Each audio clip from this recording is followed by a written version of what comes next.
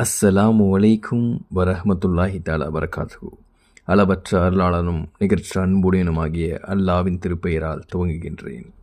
திருக்குரான் அத்தியாயம் 2 வசனங்கள் 131 முதல் 135 வரை.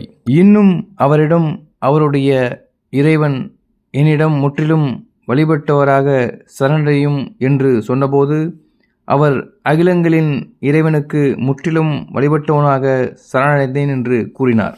இதையே இப்ராஹிம் நபி தம் குமாரர்களுக்கு உபதேசம் செய்து வைத்தார். யாக்கூப் நபியும் இதையே உபதேசம் செய்தார்.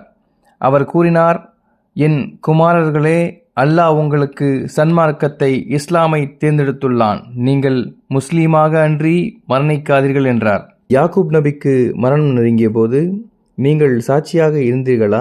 அப்பொழுது அவர் தம் குமாரர்களிடம், எனக்கு பின் நீங்கள் யாரை வணங்குவீர்கள் என கேட்டதற்கு, உங்கள் நாயனும் உங்கள் மூதாதையர் இப்ராஹிம், இஸ்மாயில், ஈசாக் ஆகியோரின் நாயனான ஒரே நாயனையே வணங்குவோம், அவனுக்கே முற்றிலும் வழிபட்டு முஸ்லீம்களாக இருப்போம் என கூறினார்கள்.